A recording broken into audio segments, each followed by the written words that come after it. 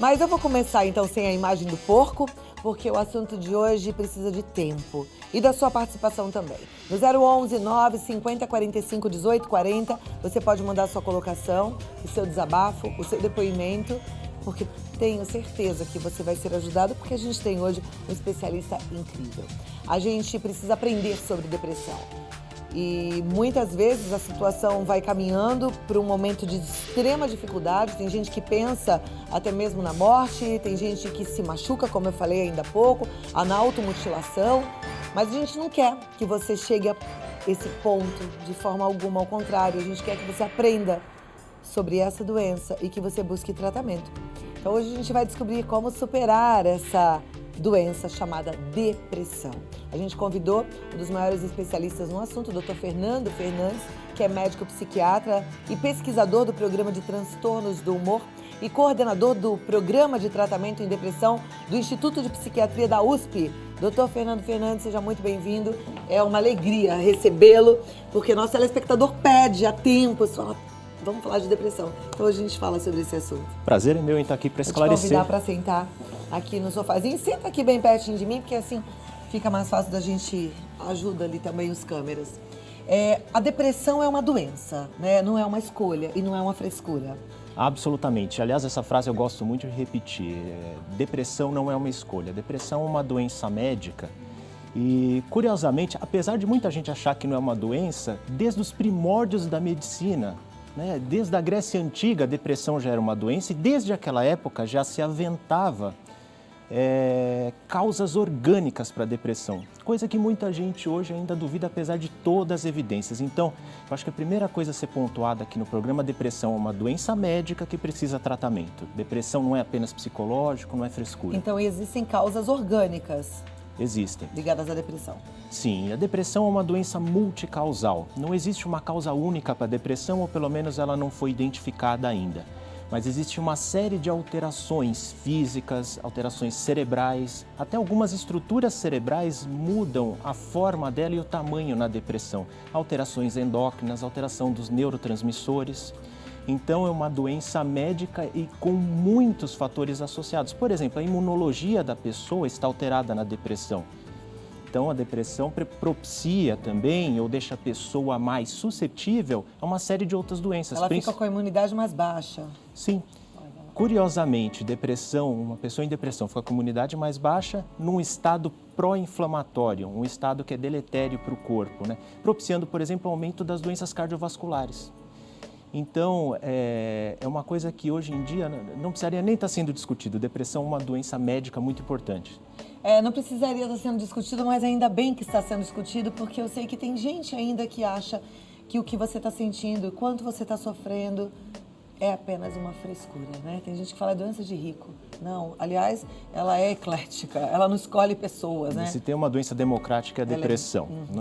Eu não sei de onde vem essa lenda que depressão é uma doença de rico. Talvez o rico tenha um pouco mais de acesso aos serviços de saúde, um pouco mais de esclarecimento para ir buscar o tratamento, mas pelo contrário, ela afeta até mais os pobres do que os ricos. E você disse que tem uma série de causas, né, além daquelas que você já falou, mas um problema hormonal, por exemplo, uma pessoa que tem hipotireoidismo, ela pode, se não tiver tratado, desencadear numa depressão? Olha, muito boa essa pergunta, porque existe uma relação muito importante entre a depressão e doenças endócrinas.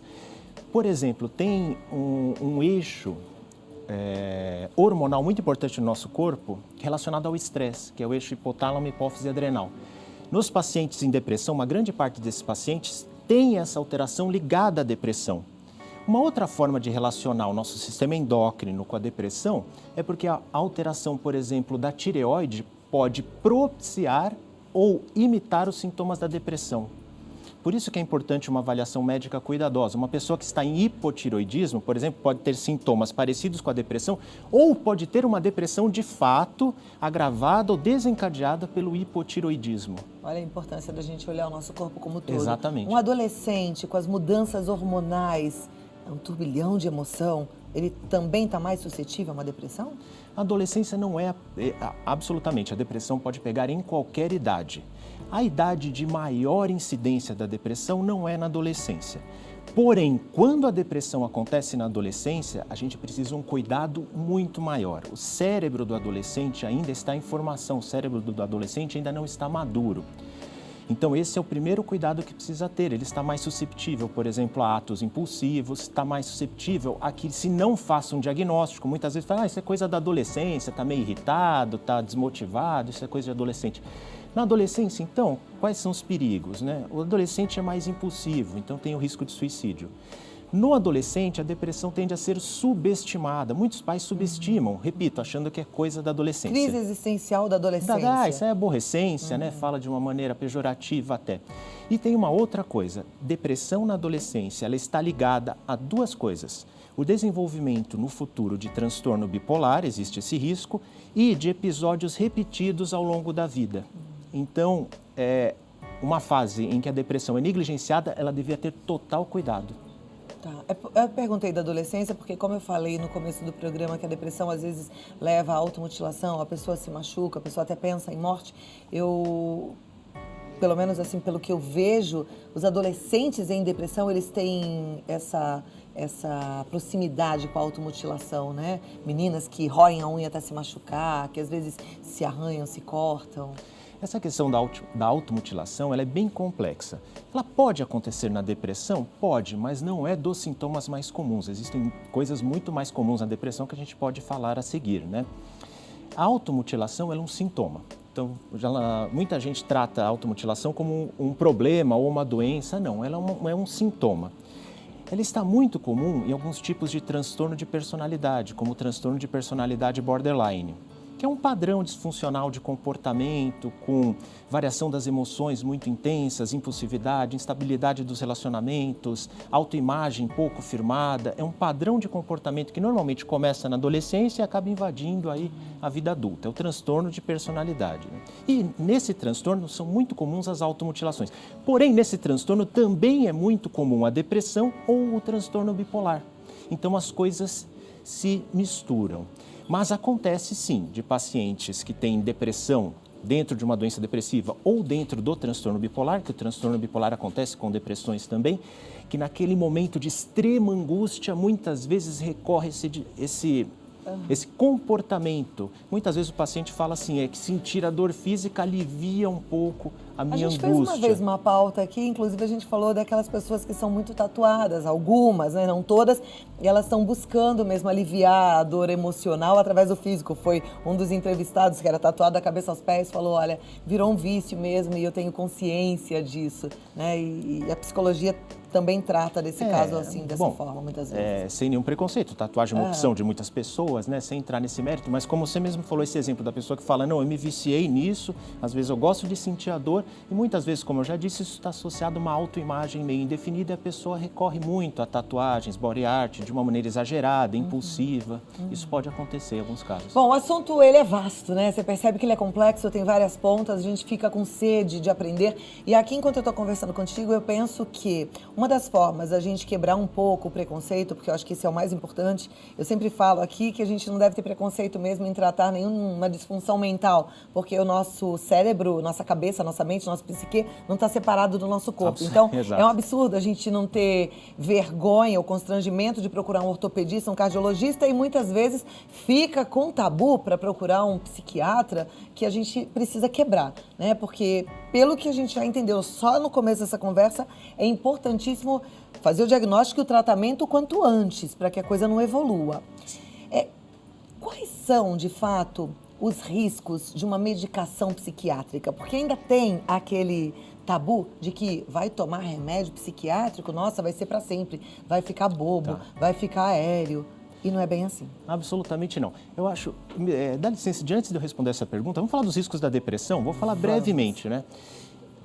Há riscos à saúde física, como eu falei, aumento da incidência das doenças cardiovasculares na depressão, algumas doenças metabólicas também. Pessoas em depressão crônica ao longo da vida acabam com menor escolaridade, menor renda e mais solteiros e solitários ao longo da vida. Então, todas as áreas do funcionamento da pessoa são afetadas. É associada a um grave sofrimento e risco de suicídio. Então, acho importante assim, vamos pontuar os riscos de uma doença gravíssima como a depressão, que é a maior causa de incapacidade no mundo. Muito bem, pontuando isso, vamos falar dos tratamentos, então. O tratamento principal para a depressão são os antidepressivos. Antidepressivos não causam dependência e ao longo dos anos foi se aumentando muito a tolerabilidade das medicações. Medicações antidepressivas são usadas desde a década de 50. Então, se houvesse algo muito grave, um risco de dependência ou coisa parecida, isso já ia ter sido muito observado. As medicações foram ficando iguais ou melhores em eficácia e são muito mais toleradas. Os efeitos colaterais, quando acontecem, geralmente são no início do tratamento ou havendo algum efeito colateral mais incômodo, pode ser manejada a dose, o modo de tomar a medicação ou a medicação pode ser trocada. Existem dezenas de medicações antidepressivas muito boas e disponíveis, inclusive, na rede pública de saúde. Então, as medicações para a depressão são bem toleradas. Quando usadas por um profissional experiente, tem sucesso em mais de 80% a 90% dos casos, usando todas as estratégias disponíveis e não causam dependência. Esse tratamento é um tratamento que ele tem começo, meio e fim? Ou é para sempre tomando um remédio antidepressivo? Essa pergunta é muito boa.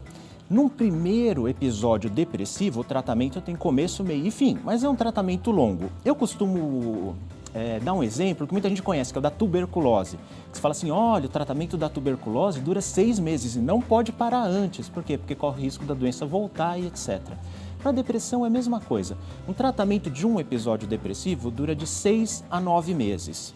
Tem a fase aguda em que o paciente melhora e tem a chamada fase de continuação em que a gente precisa manter o remédio para que a doença não volte. Se é um primeiro episódio depressivo, o paciente tem alta depois disso. Só que depressão é uma doença que a gente fala assim, tem tratamento, mas não tem cura. Porque a cura, a gente imagina assim, uma vez a pessoa tratada, ela não vai voltar a ter a doença ou o risco dela voltar a ter doença é igual ao de qualquer outro. Na depressão isso é um pouquinho diferente, porque se você teve um episódio, o risco de você ter um outro episódio é de mais ou menos 50%. Então o que acontece? Trata-se um episódio, a pessoa recebe alta. Se ela voltar a apresentar os sintomas, a gente trata de novo o episódio depressivo. Em alguns pacientes é necessário o tratamento de manutenção para o quê? Para evitar que os novos episódios apareçam. Então tem 2 tipos de tratamento. O tratamento quando a doença aparece e em alguns pacientes selecionados o tratamento de manutenção para evitar que a doença apareça antes mesmo de apresentar sintomas. Por exemplo, se a pessoa tem muitos episódios ao longo da vida, se os episódios são muito graves, em idosos, por exemplo. Então existem alguns critérios que a gente usa para isso. Mas não... Tem algumas telespectadoras que me relatam, mandam mensagem assim: estou fazendo tratamento para depressão há 6 anos, não tenho melhora, vivo triste, vivo chorando. É porque o remédio está errado?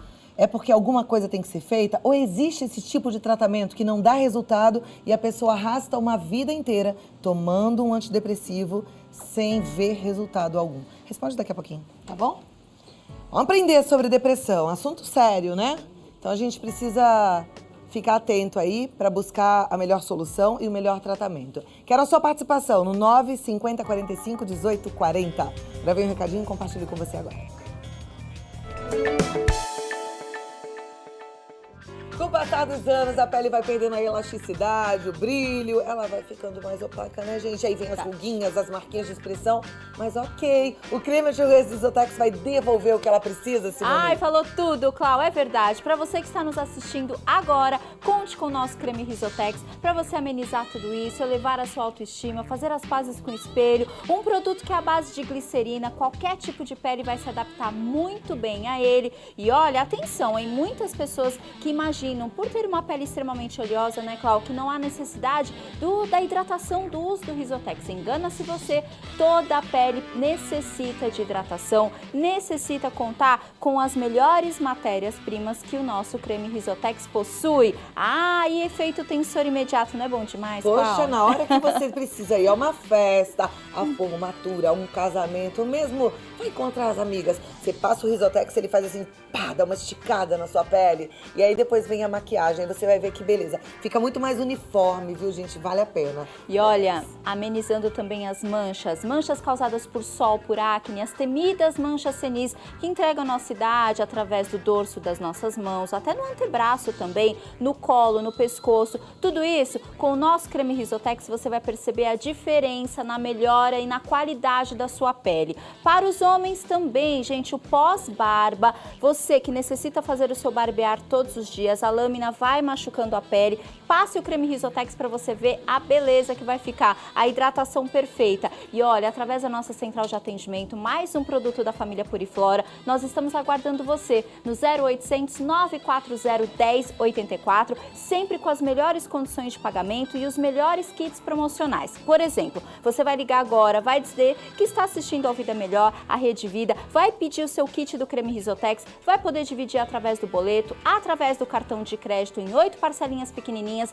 a entrega em qualquer cantinho do Brasil e atenção que tem presente, ó, para quem ligar agora o Beauty Essence, que é, gente, um nutricosmético que faz muito sucesso na Europa, vai fazer parte do seu dia a dia, é um tratamento de beleza completo, ele melhora o aspecto dos seus cabelos, da pele, das unhas, muito mais fortalecidos. E aí, o Beauty Essence vai cuidar de dentro para fora e o Risotex de fora para dentro. Quem é que te segura com a autoestima elevada, se sentindo segura com a sua autoimagem, hein, Cláudia? Olha, então liga no 0800 940 1084. Eu sei que muitas vezes você não está usando um creme porque não tinha uma boa indicação. A gente está fazendo uma ótima indicação e vale para a família toda, para todo tipo de pele. Liga lá, 0800 940 1084. Um pouquinho de Risotex, uma diferença enorme no seu dia a dia, autoestima e bem-estar. E o perfume, hein? Maravilhoso. Bom demais. Liga lá para ver. Muito bem, eu continuo aqui conversando sobre depressão, esperando também a sua mensagem. Tem várias perguntas aqui no nosso WhatsApp. O Dr. Fernando Fernandes está conversando com a gente sobre esse assunto e eu deixei uma pergunta no ar, né? Existe o tratamento que o paciente não vê o resultado e que seja prolongado por anos e anos? Olha, eu acho essa pergunta fabulosa, eu quero esclarecer bem aí quem está nos assistindo. Esse tipo de coisa a gente observa com relativa frequência. Eu recebo no meu consultório com relativa frequência pessoas que estão em tratamento há anos sem um resultado satisfatório. Então vamos lá, as estatísticas que estão nos estudos. Assim, ó, começamos um tratamento para depressão. 50% das pessoas elas se dão bem com o primeiro tratamento para depressão. Os outros 50% melhoram, mas acabam aí ficando com sintomas incômodos que a gente não pode tolerar. E aí existem estratégias de potencialização. A gente sobe a dose do remédio, coloca uma medicação para ajudar o remédio inicial, que são estratégias de potencialização do tratamento, existe a terapia. Um bom profissional lançando mão de todas essas estratégias, manejando bem a dose, associando outras medicações, um profissional fazendo uma terapia, 80% a 90% das pessoas podem seguir a vida normalmente livre de sintomas. Para esses 10% a 20%, há os casos de depressão resistente, que a gente consegue uma boa melhora sem solucionar totalmente os sintomas. Então, pensando como tratamento médico, a gente consegue solucionar 80% a 90% dos casos de depressão com as estratégias que a gente tem disponível. Agora, o que acontece é que as pessoas ficam anos a fio e apresentando sintomas. Muitas vezes o diagnóstico está incorreto. O diagnóstico incorreto mais comum é de transtorno bipolar, que muitas vezes a pessoa se apresenta em depressão para o profissional, o pessoal trata como depressão, mas na verdade é um bipolar. E aí é uma das principais causas de falha no tratamento. Os transtornos de personalidade, que eu já citei aqui, associados, podem ser um complicador no tratamento também. Outras vezes, infelizmente, a pessoa não está usando a medicação adequada na dose adequada. E aí eu sugiro buscar uma segunda opinião, não há nenhum problema nisso, para ver se um outro profissional consegue ajustar a medicação ou trocar para encontrar o resultado. Então, depressão é uma doença que tem tratamento eficaz, isso precisa ficar claro. Muita gente me interroga e diz, mas afinal, depressão dá para tratar? Porque eu conheço fulano lá que está mal há anos e... Normalmente é um desses motivos que eu falei. E olha, aí eu tenho uma pergunta aqui muito interessante, porque na verdade a gente ouviu do médico agora que depressão tem um tratamento eficaz, mas muitas vezes a gente como paciente é negligente com a nossa própria saúde. Eu não vou falar o nome, mas o nosso telespectador, ele disse que tratou por um tempo, ele fala até o remédio, tomou esse Talopram, e aí pergunta, devo ir na médica? Eu senti uma pequena melhora, eu devo continuar ou posso parar o medicamento? Então, eu já sei a resposta, mas aí é que tá. Vamos lá, doutor. Olha, eu ouço isso, me dá até arrepio. Isso é muito comum na minha É prática comum, clínica. né? Não, comum. não é esse nosso telespectador, é comum. Não, Eu absolutamente vejo que as comum. pessoas ficam assim, começam, pegam lá a quantidade de remédio. Melhora um pouquinho e fica satisfeito com isso. Muitas vezes a pessoa está em extrema angústia, aflição. Melhora um pouco isso, mas continua sem concentração, sem iniciativa, sem energia. Mas melhorou um pouco, a pessoa não está se sentindo tão desconfortável nos seus sentimentos e aí para o tratamento. Então fez o tratamento por tempo inadequado, por dose inadequada, com dose inadequada. Então não faça isso, comece o tratamento, vá até o final para o quê? Melhorar a qualidade de vida e evitar as recaídas e recorrências no futuro. E aí o tratamento até o final, quem vai falar é um médico, é a médica, no seu caso, tem que voltar. Não pode, outra coisa, né? Achar por que exemplo, depois você decide. Eu não estou fazendo consulta ao vivo, mas só um exemplo. Esse remédio, muitas pessoas, quando param abruptamente, eles sentem alguns sintomas da descontinuação. Não é abstinência, mas precisa parar de uma maneira adequada para a pessoa se sentir bem com a descontinuação. Então não faça isso por vários motivos. Doutor, você falou agora há pouco de alguns sintomas da depressão, falta de energia, de motivação. A Cíntia, ela quer, de Camaçari, na Bahia, ela quer saber os sintomas. Vamos lá. Eu divido didaticamente os sintomas da depressão em 3 categorias. Primeiro são os chamados sintomas afetivos, que são relacionados aos sentimentos e às emoções. Às vezes o paciente em depressão, muitas vezes tem tristeza, mas às vezes não tem. Às vezes ele tem o chamado apatia, que é perda da vontade, dos impulsos. Desprazer com a vida, as coisas que antes o alegravam não alegram mais. Outros sintomas que podem acontecer: ansiedade, sentimentos de culpa, angústia, aflição, nervosismo, irritabilidade. Então, esses são os sintomas dos sentimentos, esses são os mais lembrados. Mas há também os sintomas cognitivos, a pessoa diminui a capacidade de concentração, de aprendizado, velocidade do raciocínio e memória, sobretudo a memória recente. E há também os sintomas físicos, alterações do apetite, principalmente, alterações do sono e aumento de dores e fadiga no corpo. Então, eu divido a depressão uma doença muito abrangente. E quanto desconforto envolvido na depressão, Absolutamente. Né? Aí a pergunta da nossa telespectadora Melissa é que se tratamento alternativo pode ter resultado, meditação e acupuntura. A acupuntura ela é muito útil, principalmente para pacientes que têm dores, dores musculares na depressão são muito comuns. Ela falou da acupuntura aí? Meditação. Meditação ela pode ser usada em pacientes que se adaptam bem a isso, mas sempre como adjuvantes ao tratamento antidepressivo, vamos dizer, o tratamento padrão. Outra coisa que pode ser usada é atividade física, aeróbica, 3 vezes por semana, ela também é muito útil. Perfeito. Uma telespectadora preocupada com o filho diz que ele tem 23 anos, que ela vê motivação, mas depois para, ele começa a estudar em casa e para, não sai do celular, diz que quer seguir carreira militar, mas não estuda, ela pede uma ajuda. Celular é um problema, né? Esse vício em celular pode levar a uma depressão ou pode estar ligado à depressão? Que pode estar ligado à depressão, né? O paciente, o jovem, no caso, aí desmotivado, fica o dia inteiro na frente de telas, né? Tela de computador, tela de TV, tela do celular e assim por diante. Não é um sintoma cardinal, é mais uma resultante comportamental. Antigamente ficavam só na frente da TV, hoje em dia ficam fazendo assim, rodando a tela da rede social, né? Então, na verdade, não é um sintoma da depressão, mas pode ser uma resultante comportamental, nesse caso em específico. Aí me parece que a desmotivação... Tratar o comportamento seria o ideal nesse primeiro momento, né? Tentar mudar o comportamento e primeiro fazer um diagnóstico, ver se está em depressão mesmo. Ela falou algo de desmotivação, né? É bom olhar. Eu volto aqui já, tá bom? Vamos continuar aqui com o Dr. Fernando Fernandes. Eu deixei uma pergunta no ar? Eu acho que não, mas eu tenho uma pergunta na minha cabeça. A gente já falou desse uso contínuo da medicação, de gente que acha que pode parar por conta própria. Aí eu me lembrei daquele remédio que ficou famoso como a pílula da felicidade, que algumas pessoas têm porque começou um tratamento com a fluoxetina e aí acha que de vez em quando pode voltar e tomar. Existe essa possibilidade? Um antidepressivo, ele surte efeito quando tomado esporadicamente? Ótima pergunta. A resposta taxativamente é não. O antidepressivo não é uma medicação para ser tomada sob demanda, como um analgésico. A pessoa está se sentindo mal e toma. Não é assim. O tratamento para depressão, como a gente deixou claro, tem começo, meio e fim. Precisa ser feito o diagnóstico de acordo com as características da depressão da pessoa, porque depressão também não é uma coisa só. Depressão se apresenta de maneiras diferentes em pessoas diferentes. Então, o médico vai ver as características da depressão da pessoa, a história de vida da pessoa, como foi a doença no passado e escolher um tratamento que vai ser mantido por meses. Não se toma antidepressivo por demanda, como algumas pessoas fazem, por exemplo, com remédio para dormir, que também precisa de orientação médica. Não se faz isso. Então, foi uma ótima pergunta e a resposta é não. Olha lá, atenção, prestar atenção nisso é importante. E é um hábito antigo, né? Ai, mamãe tá nervosa, dá um calmantezinho. Então, não. Não. Não, tá, gente? Para calmante ainda faria algum sentido porque tem um efeito imediato, mas sempre é melhor orientação médica. Para antidepressivo não faz sentido algum. Ok. Olha, agora a pergunta vem da Gilce. Ela fala, boa tarde, meu nome é Gilce, vou resumir.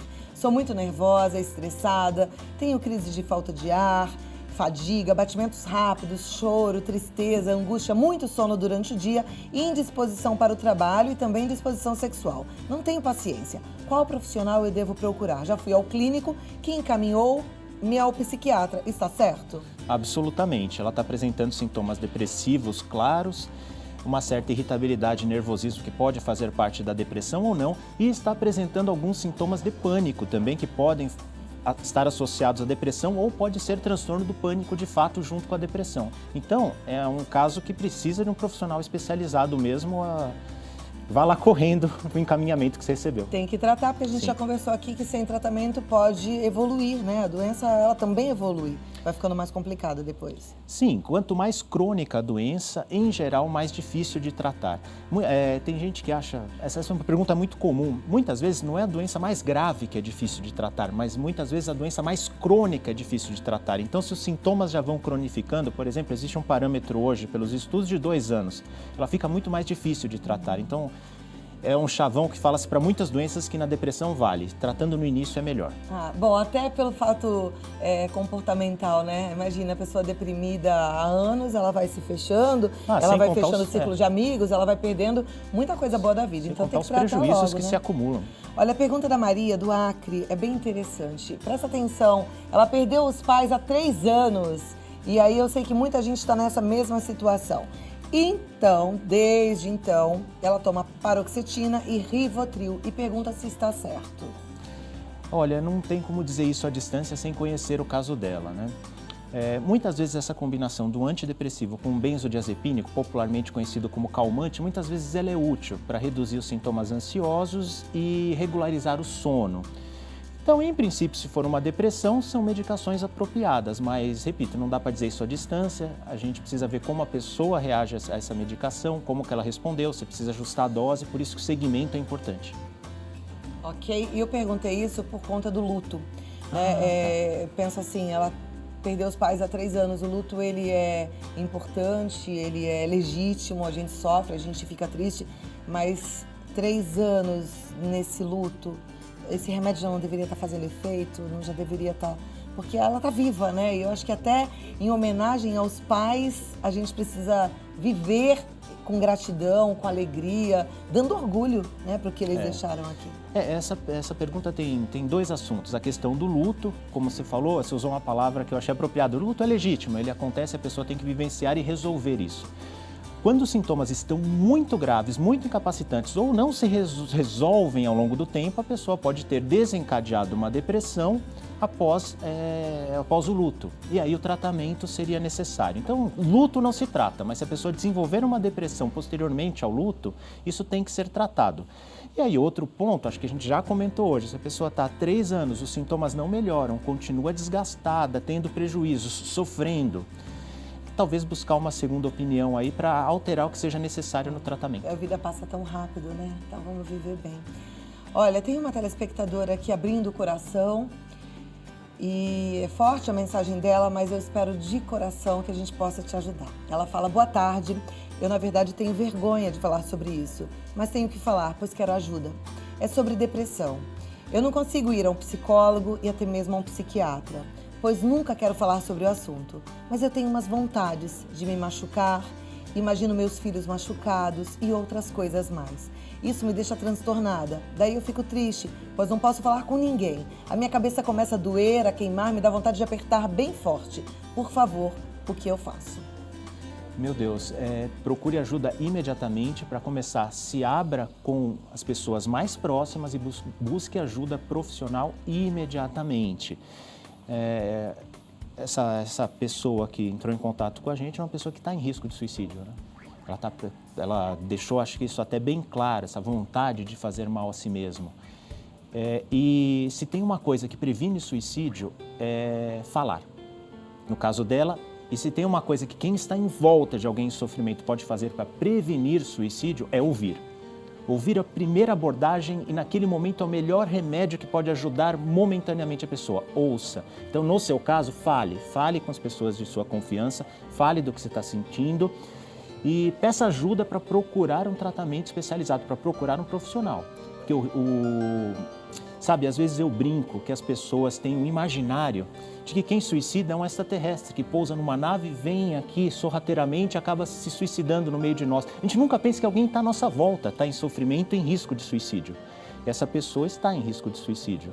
Então, se você está me ouvindo, busque ajuda. Primeira coisa, se abrindo para pessoas próximas e de confiança, obviamente, e buscando uma ajuda profissional. E se você tem à sua volta alguém que está em sofrimento calado, procure estar do lado. Se a pessoa não quiser falar naquele momento, pelo menos esteja do lado, mostre companhia. A pessoa querendo desabafar esteja pronto para ouvir, sem julgamento, sem ficar dando muito conselho. Deixa a pessoa abrir e se ouvir. Muitas vezes isso é o suficiente para diminuir o risco de suicídio. E aconselhe a pessoa a buscar um profissional. É isso que eu tenho a dizer sobre isso. E eu quero dizer para você que teve coragem de falar, que abriu seu coração aqui e confiou no nosso carinho, no nosso cuidado, muito obrigada. Quero dizer para você que você não está só. Eu quero dizer para você que o que você está sentindo não é uma escolha tua e que existem profissionais maravilhosos que vão abraçar a tua causa, que vão cuidar de você.